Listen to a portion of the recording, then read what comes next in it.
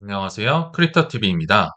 오늘은 매크로 상황을 짧게 살펴본 뒤에 최근에 블랙락과 코인베이스 CEO들의 메시지를 소개해 드려 보겠습니다. 최근에 연일 나쁘지 않은 피벗 신호가 나오고 있는 것 같습니다. 셧다운 때문에 아직도 정부의 데이터들은 원활하게 나오고 있진 않은데요. 민간 쪽에서는 데이터가 나오고 있어요. 그래서 오늘 새벽에 미국의 11월 민간 고용 ADP에서 발표한 수치가 나왔는데요. 이게 예상보다 너무 나쁘게 나왔습니다. 2년 8개월 만에 최대 폭으로 감소. 그러니까 컨센서스는요, 한 4만에서 5만 명 정도는 오히려 늘어날 거다라고 예상을 했는데, 이것도 적게 예상을 했을 거예요. 근데 예상 밖으로 아예 3만 2천 개가 마이너스가 나는, 특히나 50인 미만 소기업에서 많이 사람들을 좀 자른 것 같습니다. 이렇게 고용이 엉망이니까 당연히 12월 금리 인하 확률이 안 그래도 높았는데 더 올라가고 있겠죠. 그리고 아시겠지만 최근에 매월 초에 이제 PMI 제조업 지수가 발표가 되는데요. 최근에도 48.2가 나오면서 거의 이게 오를 기미 자체가 보이질 않고 있습니다. 이게 정말 실물 경제가 얼마나 안 좋다는 걸 보여주는 가장 정확한 지표라고 보시면 되는데, 제가 50을 이렇게 표시를 해봤거든요. 한두 번 정도 이렇게 50에 닿은 적은 있지만 계속 50 미만에서 거의 3년을 놀고 있는 굉장히 이례적인 상황이 나오고 있습니다. 자, 근데 이거 말고요. 사실 PMI 서비스업 지수도 있거든요. 근데 그거는 조금은 덜 정확하다. 왜냐하면 요거는 한 52 정도로 지금 50을 넘어서는 걸로 서비스업 지수는 나오고 있는데요. 물론 이제 숙박업이나 외식비 이런 것도 있지만 주로 불경기에도 웬만해선 하는 것들이 서비스업 지수라고 보면 됩니다. 뭐 통신비나 보험료, 임대료, 공공요금 이런 거니까 그것보다는 이제 실제로 구매를 하시는 제조, 구매 담당자들의 지수가 좀 더 정확하지 않을까 생각이 들거든요. 그래서 실물 경제가 안 좋으니까 금리 인하 확률 기대가 점점 올라가서 어제도 미국 증시가 다 오르긴 올랐어요. 다우지수 0.8%, 뭐 S&P 500 0.3, 나스닥 0.17 오르긴 올랐는데 좀 시원찮게 올랐죠. 근데 그에 반해서 러셀 2000이라는 굉장히 소형주들이 무려 1.9%가 넘게 올랐거든요. 그러니까 금리 인하 때문에 이제 굉장히 작은 주식들, 우리로 치면 소형 알트코인들이 이제 조금 숨이 살아나기 시작하는 약간 상승이 나오는 그런 이제 트렌드가 관측이 되고 있다. 뭐 이 정도로 하고 넘어가도록 하겠습니다. 이제 본론으로 가서요. 지금 코인판을 짜는데 막대한 공을 거의 그냥 혼자 다 했다고 봐도 무방한 블랙락은 이 힘든 시기에 뭘 하고 있을까? 우리 눈에 안 보여서 그렇지만요. 활동을 굉장히 이례적으로 열심히 하고 있더라고요. 코인리스에서는 이렇게 짧게 나왔는데요. 블랙락의 레리핑크 CEO가 여기 딜북 서밋이라는 한 기자회견에 참석해서 회의적이었던 비트코인에 대한 입장을 뭐 철회했다. 초기에 나는 틀렸었다라고 하면서 그냥 뭐 이런저런 일반적인 얘기를 했던 것 같은데요. 자, 여기에 있는 사연을 좀 더 구체적으로 소개를 해드리도록 하겠습니다. 아까 딜북 서밋은요, 매년 뉴욕타임스에서 주최하는 굉장히 큰 행사입니다. 또 뉴욕타임스에서 주최를 하고요. 진행자는 앤드류 로스 소핀, 이거 어디서 많이 들어본 분이죠. 바로 그 CNBC에 있는 굉장히 시니컬한 앵커, 그분입니다. 이분이 뉴욕타임스에서 금융 칼럼니스트여서 항상 사회를 여기서 봅니다. 그래서 매년 11월 말에서 12월 초쯤에 굉장히 문화계, 뭐 정관계, 글로벌 CEO들, 유명 인사들이 다 모여서 참석을 하고요. 그래서 입장료가 굉장히 비싼 큰 행사라고 해요. 그리고 여기에 특징이 뭐냐면요. 굉장히 직설적인 인터뷰, 사전에 조율되지 않는 날카로운 질문이 오가며 이거 전문이 누굽니까? 요 분이잖아요. 그래서 요 분이 이제 굉장히 날카로운 질문을 해서 여기서 나온 발언이나 대답이 즉시 글로벌 특종이 되는 경우가 많습니다. 뒤에서 어떤 사례가 있었는지 좀 보여드릴게요. 그래서 화제의 인물들, 일론 머스크, 젠슨 항, 제롬 파월 등 당행, 가장 영향력 있는 인물을 항상 초청을 하더라. 예를 들어보면요. 22년도 11월 말에는 그 유명한 샘 뱅크먼 프리드를 섭외를 했습니다. 근데 이게 11월 말이었거든요. FTX 사태가 터지고 지금 파산하기 직전에 화제의 인물이어서 모셨는데요.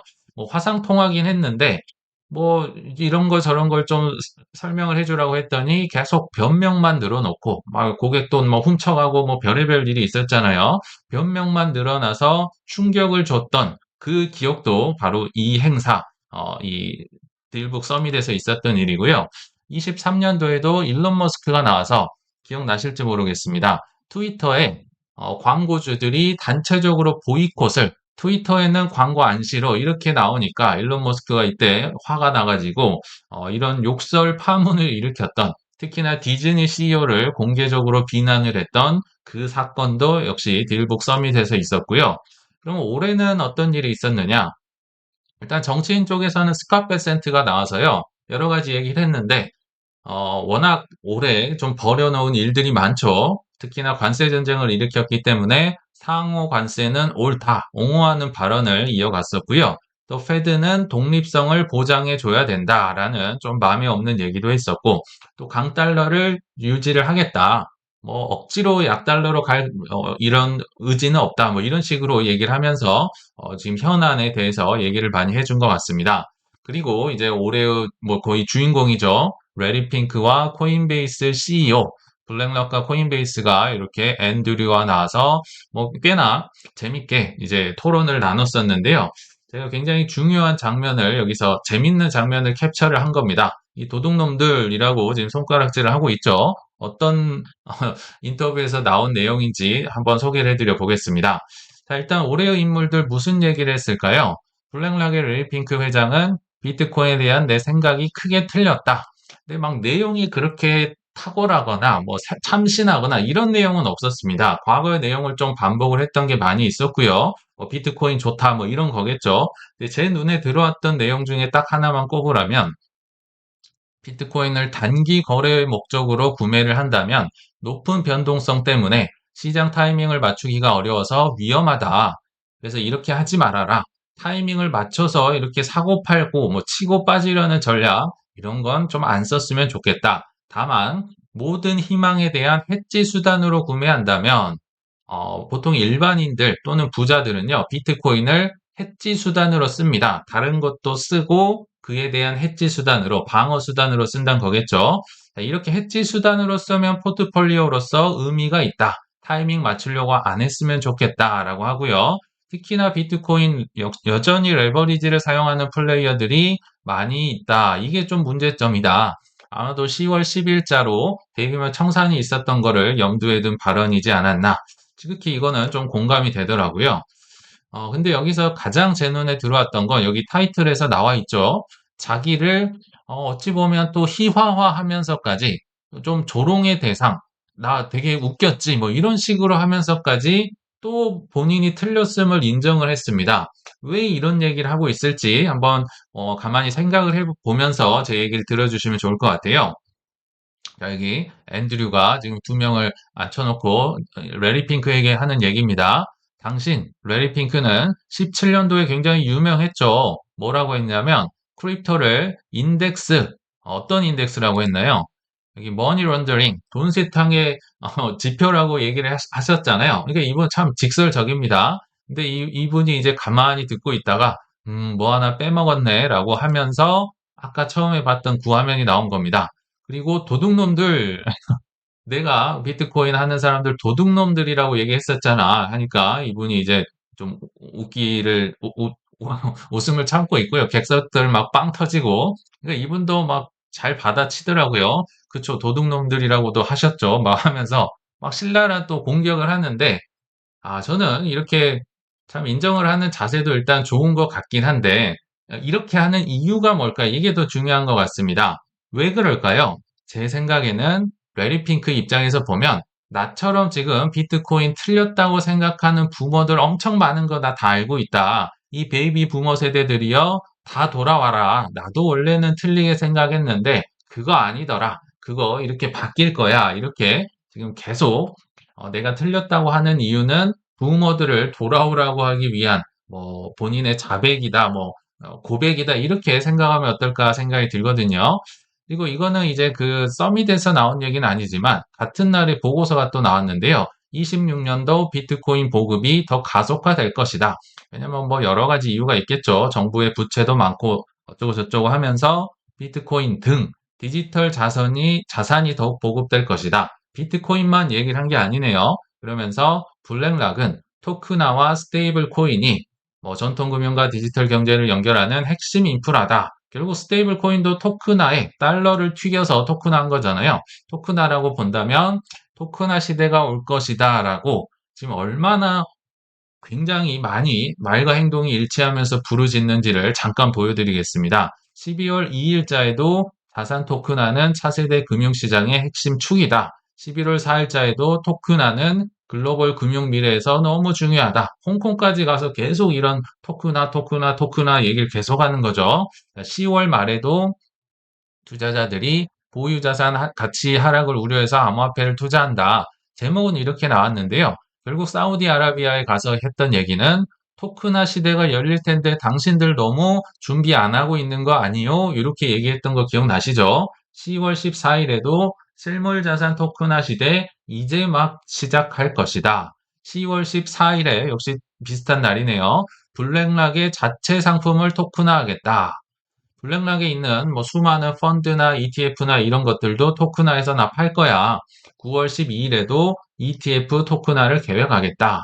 뭐만 하면 토크나 계속 얘기를 하고 있는데요. 제가 이걸 강조드린 이유는요. 뭐 블랙락을 믿어라.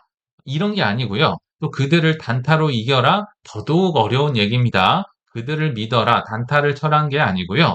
그냥 가만히 이 토크나 시대에 많이 쓰일 자산에 올라타 있으면 된다. 계속 얘기를 드렸던 뭐 이더리움, 솔라나, 뭐 아발란체, 뭐 수이, 뭐 폴리곤, 뭐 레이어 2도 있고요. 뭐 여러 가지 많이 있잖아요. 그리고 뭐 체인링크, 뭐 온도 이런 코인들로 토큰화 시대가 올 때니까 쌀 때마다 좀 사면서 가만히 있으면 되는데 이 변동폭에 아까 얘기했죠. 레리 핑크 회장이 변동통에 이게 깜짝 놀라가지고 샀다 팔았다 하다 보면 결국 다 잃게 되더라.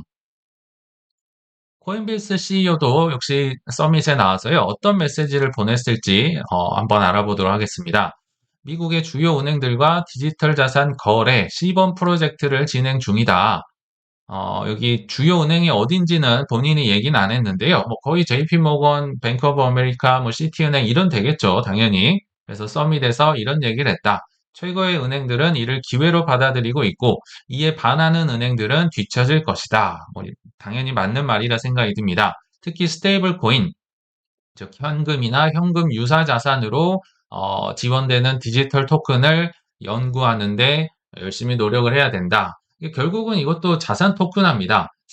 근데 이 은행 입장에서는 시급한 순서대로 할 거거든요. 가장 먼저 시급한 게 스테이블 코인. 왜냐하면 달러를 튀겨버렸으니까, 토큰화했으니까, 고객들은 다 스테이블 코인 쓰면 은행을 안 쓸 것이고, 그 다음이 이제 현금이나 현금 유사 자산, 뭐 MMF나 예금이나 펀드나 ETF나 국채나 이런 것 순으로 토큰화를 이제 주요 은행들이 준비를 할 것이다. 그래서 브라이언 암스트롱 CEO가 최근에 올린 사진입니다. 뭐 레리 핑크 만나서 너무 뭐 좋았다라고 하면서 토크나이제이션이 미래다. 토크나가 미래다. 이제는 시간이 왔다. 이 세상에 있는 모든 자산을 체인 위로, 블록체인 위로 올리는 그런 시대가 올 것이다. 어떻습니까? 두 분이요, 굉장히 똑같은 얘기를 지금 반복하고 있고, 말과 행동이 일치하고 준비를 하고 있죠. 그래서 결국은 저는 RWA 시대는 올 거라 생각이 드는데, 문제는 구명조끼를 입으면 입을수록 이 시대를 편안하게 누릴 것 같고요. 구명조끼 없이 또는 마우스피스 끼지 않고 이런 이 뭐 UFC 선수나 권투 프로 선수에게 덤볐다 아마 굉장히 힘드실 거라 생각이 듭니다. 그래서 뭐 탁월한 이런 트레이더나 이런 굉장히 고수 뭐 이런 분들이 아니면요. 그냥 구명조끼를 입고 편안하게 RWA 시대를 누리면 어떨까 생각이 드네요.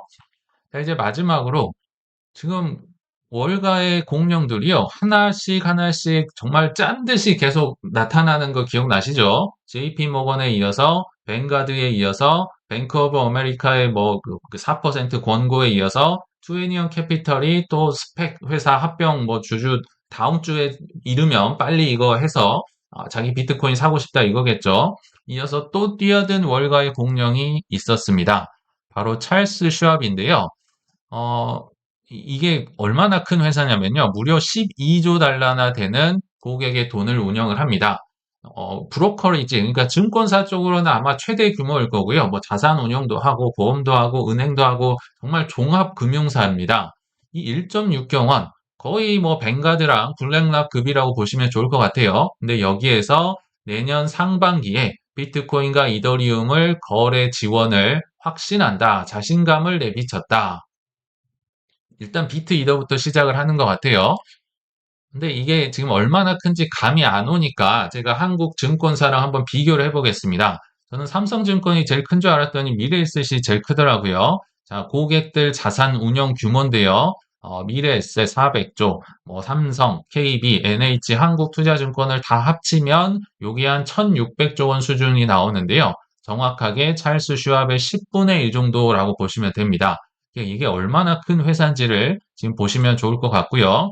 그래서 네이트 제라시라는 ETF 전문가가 있죠. 굉장히 큰 의미가 있다고 얘기를 해주고 있습니다. 요거는 굉장히 큰 의미가 있어. 일단 찰스 슈왑의 고객들이 가지고 있다는데요. 크립토 관련된 자산의 무려 20%를 찰스 슈왑 고객들이 갖고 있어. 무슨 얘기냐면요. 이 세상에 암호화폐 뭐 ETF, ETP, 뭐 ETN 뭐 수만 가지 지금 상품이 많이 나왔잖아요. 그 상품이 100개가 있다면, 이 세상에 100개가 있다면 그 중에 20개는요, 찰스 슈왑 고객들이 갖고 있다는 겁니다. 굉장히 코인에 대한 수요가 지금 높다는 반증이겠죠. 그리고 찰스 슈왑의 크립토 사이트에 이제 방문객 숫자가 작년에 비해서 90% 늘었어. 2배 정도 됐다는 거죠. 그러니까 찰스 슈왑의 고객들이 얼마나 많이 이제 크립토를 원하는가. 이거에 따라서 찰스 슈왑 CEO가 야, 이거 안 되겠다. 급하게 비트 이더를 지금 본인의 증권사에서 이제 거래를 할 수 있게, 우리로 치면 뭐 키움증권, 뭐 NH 나무증권 이런 데서 비트 이더까지는 일단 팔겠다고 선언을 한 겁니다. 굉장히 편하겠죠. 이건 누구를 위함이냐면요. 사실 블랙락과 똑같습니다. 베이비 부머 세대들을 오기 위한 전략이다. 모시기 위한 전략. 증권사에서 팔면 살 수 있을 거 아니에요. ETF 이제 안 사고 그냥 비트 이더를 살 수도 있을 것 같다 생각이 들거든요. 자, 근데 부모들의 생각을 보면요. FTX처럼 망하면 어떡해? 또는 최근에 뭐 업비트 해킹도 있고 빗썸도 해킹 있고 해킹 당하면 어떡해? 찰스 슈왑이 얘기하죠. 저 찰스 슈왑인데요. 1.6경원 굴리는데요. 저희가 다 보상해 드릴게요. 하면은 부모들도 좀 마음의 문을 열지 않을까요? 그리고 뭐 코인 이거 막 왔다 갔다 변동성 장난 아니라는데 폭락하면 어떡해? 그래서 저희는 비트 이더만 먼저 준비를 했습니다. 너무 힘들어 하실 것 같아서요. 그리고 수수료는 어떻습니까? 거의 무료입니다. 사실 찰스 슈왑이 수수료 무료 시대를 열었다고 해도 과언이 아닐 정도로 굉장히 공격적인 마케팅을 하니까 사실은 코인베이스나 이런 곳이 아마 굉장히 경쟁에 직면할 거라 생각이 들거든요. 로빈후드는 거의 수수료가 무료인 걸로 알고 있지만 코인베이스는 생각보다 비싸요. 그래서 코인베이스랑 지금 제가 볼 땐 전면전이다. 다만 비트 이더만 하니까 아직은 코인베이스에서는 이제 알트코인 거기는 이제 보호가 되겠지만 저는 좀 시간이 지나면 찰스 슈왑에서도 이제 뭐 솔라나, XRP, 아발란체, 수이, 뭐 폴리곤 이런 것들도 추가로 담지 않을까 이런 생각도 해봅니다. 그래서 여러 CEO들의 행동과 말을 본다면 굉장히 일치하죠. 그래서 오늘의 결론이자 우리가 조심할 것을 마지막으로 결론으로 맺어보면요. 시장의 타이밍을 맞추려고 애쓰는 것은 스스로를 불안과 초조의 깊은 늪으로 빠뜨리는 지름길이다. 돈 벌기 어렵다는 얘기입니다. 투자 고수는요, 올라갈 타이밍에 기막히게 들어가서 먹고 쑥쑥 빠지는 게 아니라요, 아무도 관심 없을 때 들어와서 내리든지 올리든지 자기가 나가고 싶을 때 본인 기준에 맞게 나가는 사람입니다. 그럼 반대로 투자 하수는요, 올라갈 타이밍에 기막히게 들어오려고 할 거고요. 남들이 얘기하는 기준에 맞춰서 나갈 계획을 세우는 그런 사람들이겠죠. 그래서 저희 방송을 꾸준히 듣는 건 좋지만요. 그걸로 나만의 기준과 계획을 세워가시는 우리 구독자님들 되시길 바라면서 이만 마치겠습니다. 시청 감사합니다.